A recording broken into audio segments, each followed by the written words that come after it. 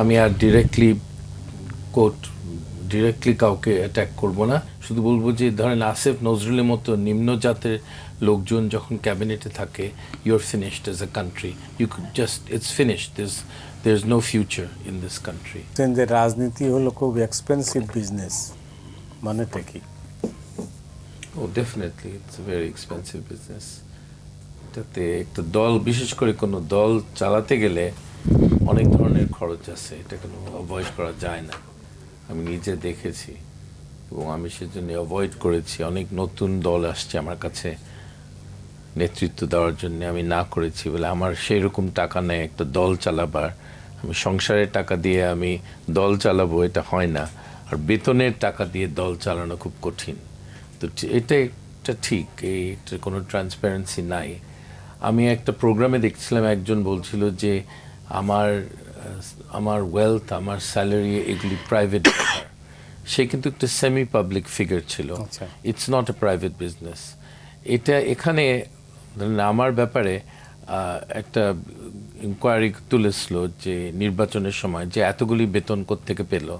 আমার বেতন IMF-এর আমার পে স্লিপ আছে, সো খুব বড় বেতন, কিন্তু এটা বেতন, এবং IMF-এর বেতনে কোনো কর বসানো যায় না। তো তখন NBR চুপ হয়ে গেছিলো। আমার এখানে ইনকোয়ারি করেছিল যে আমাকে ধরতে পারে কিনা, এই অজুহাতে আমাকে ধরে জেল টেল দিতে পারে কিনা, কিন্তু আমার IMF-এর বেতন ইজ নট টাচেবল। তো সবার ইনকাম সোর্স অত পরিষ্কার না, এবং দল চালানো হিউজ এক্সপেন্স। আমি একটা মিটিং করতে গেলে কত টাকা খরচ হয়। এই যে ছেলেরা যে মিটিং করলো মানিক মিয়া অ্যাভিনিউতে, লোকে বলে 50 থেকে 200 কোটি টাকা খরচ হয়েছে। কোথা থেকে আসলো টাকাটা আমি জানতে চাই। আর মানিক মিয়া অ্যাভিনিউতে কেন সরকার তাদেরকে একটা নিবন্ধিত না এই দলটি তাদেরকে এই অনুমতি কেন দিল, অনেক প্রশ্ন আছে। আর এতগুলি টাকা পেল কোথায়? সো টাকা বাংলাদেশ পলিটিক্সে হ্যাজ বিকাম আ ফ্যাক্টর। এটা আনফর্চুনেটলি শেখ হাসিনা এটাকে আরও ইম্পর্টেন্ট করেছে। টাকা দিয়ে অনেক কিছু চলে। নমিনেশন পাওয়া, নির্বাচনের সময় নমিনেশন বাণিজ্য যে হবে, এটা তো আপনি এটা সম্বন্ধে ধারণা আছে। সব দলই করবে, তাদের নমিনেশন বিক্রি করবে, এটা দিয়ে তারা টাকা তুলবে।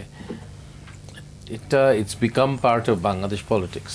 যাই হোক, কিতে এই সরকার আসার পরে মানে অর্থনৈতিক যে সমস্ত রিফর্মসের কথা বলছে বা যে কার্যক্রমগুলো শুরু করেছে, অর্থনীতিতে আসলে কোনটা ছিল ভুল সিদ্ধান্ত? অর্থনীতিতে ব্যাংকিং রিফর্ম ছিল ক্রিটিক্যাল। যারা ডিফল্টার তাদের, এটা হলো একসঙ্গে কাজ করতে হয়, অর্থমন্ত্রী একা পারে না। অর্থমন্ত্রী এবং আইনমন্ত্রী মিলে এটা করতে হয়। আইন উপদেষ্টা তো একটা ইউজলেস একটা লোক, সেকেন্ড ক্লাসও বলবো না, তাকে থার্ড ক্লাস একটা লোক বলবো। তার যোগ্যতা এই পজিশনের জন্যে নাই।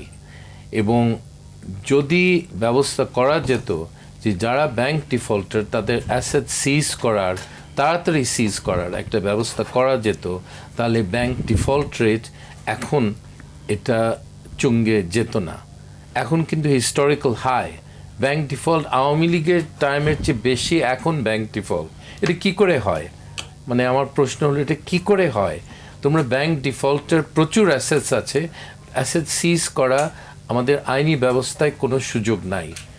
এটা ঠিক না করলে কোনো ইমপ্রুভমেন্ট হবে না। Banks are critical to the private sector growth, they are just critical. And ব্যাংকসগুলির পুরো গভর্নেন্সে ডিফেক্টিভ। নির্বাচনটা পরে কেন দেবে আপনার মনে হচ্ছে? তার কারণ তারা তো বলছেন যে ফেব্রুয়ারির মধ্যেই নির্বাচন হবে। আমার জাস্ট ভিতরের আমার ধারণা, কারণ যারা দুর্নীতি করছে, অনির্বাচিত একটা গোষ্ঠী, তারা খুব সহজে ক্ষমতা ছাড়বে না আমার বিশ্বাস। তারা এই সুযোগটা নিবে, তারা 3-4 বছর দেশটাকে লুট করে তারপরে যদি শান্ত হয় তারা যাবে, তার আগে যাবে না। এটা সম্ভব না। এটা কি আপনার অভিজ্ঞতা থেকে বলছেন নাকি না কোনো খবর রয়েছে আপনার কাছে? খবর মানে আমার ওদের মধ্যে যে আলোচনা হয় এটা থেকে আমি যে শোনা যায় যে এটাই তাদের পরিকল্পনা। তো আমি অফিশিয়াল স্টেটমেন্টগুলি আমি বিশ্বাস করি না। আমি দেখব এপ্রিলে দেখব কি অবস্থা দাঁড়ায়। তারপরে বোঝা যাবে, ঠিক না? বেশি দিন তো বাকি নাই। না, এখন তো তারা নির্বাচনের মানে তফসিল বা শিডিউল তারা অ্যানাউন্স করবে। করুক, দেখা যাক। অনেক কারণ পাওয়া যায় নির্বাচন না করার, দেখবো আমরা কি করে তারা, কোন পথে তারা যায় এখনো বোঝা যাচ্ছে না। না, কিন্তু তাহলে এই পরিস্থিতি সামাল দিবে কিভাবে? তাদের বিরুদ্ধে কোনো বিরাট আন্দোলন হবে আমার ধারণা না, কারণ বাংলাদেশে একটা বিরাট আন্দোলন হয়েছে, জনগণ আবার দ্বিতীয়বার ওরকম করে জেগে ওঠার এত সহজে হবে না। সো এটার সমস্যা আছে, তো এটা সামাল দিতে পারবে তারা। এই মুহূর্তে বাংলাদেশের যে রাজনীতি, তাতে এই ভূ রাজনীতির কোনো প্রভাব আছে কিনা? এই সব সময় থাকে। বাংলাদেশ দশম শতাব্দীর পর থেকে এটা বাইরের থেকে চালিত এই দেশটা, সো এটা বাইরের প্রভাব তো পড়বেই। এই মুহূর্তে বাইরের বড় শক্তি যারা বাংলাদেশে ইন্টারেস্টেড, আমেরিকা আর ভারত, তাদের পছন্দের এবং অপছন্দের দল আছে এবং তাদের পৃষ্ঠপোষকতা করছে, ডিরেক্টলি বা ইনডিরেক্টলি করছে, আর তাদের বিরোধিতা করছে। খুব দুশ্চিন্তা। আমেরিকানরা তো চায় তাদের পছন্দের সরকার, আর আমেরিকানরা চায় গণতন্ত্র। আমি ওদেরকে বুঝিয়েছি এই দুইটা একসঙ্গে পাবে না। গণতন্ত্র চাও, না হলে তোমাদের পছন্দের সরকার চাও, দুইটা তুমি পাবে না। তারা জিনিসটা বুঝে না। তারা বলে না, আমাদের পছন্দের সরকার হতে হবে আর গণতান্ত্রিকভাবে ওদেরকে আনতে হবে। ওকে, চেষ্টা করো। সো তাদের পছন্দের আর অপছন্দের দল আছে, যাদেরকে অপছন্দ করে তাদেরকে বিভিন্নভাবে তারা অসুবিধায় ফেলার চেষ্টা করছে, এখনও করছে। সো এটা তারা সেই দলটি রোধ করতে পারবে কিনা আমার সন্দেহ। তাদের সেরকম দক্ষতা এবং বুদ্ধি আছে কিনা, দেখা যাক। না, কিন্তু তাইলে তো মানে বড় জিনিসটাই অস্পষ্ট, মানে অনিশ্চিত। জি, মানে আমরা যে গণতন্ত্রের জন্য লড়াই করলাম, যে গণতন্ত্র ফিরে আসবে বলে আমরা খুব বেশি আশাবাদী হলাম, এখন তো দেখি আবার আপনি যেটা বলছেন, তাই আমরা তো আবার দেখি যে এক অনিশ্চয়তার মধ্যেই ডুবে যাচ্ছি আবার ডেফিনেটলি। এবং সবচেয়ে সমস্যা হলো যে নির্বাচনের সময় তারা কোন দল সুযোগ সুবিধা পায় এই সরকারে সেটা বোঝা যাচ্ছে না। মনে হয় এনসিপি পাবে, এবং সেটা একটা সরকারের সমর্থন, এই সরকারের দল, তারা বি টিম।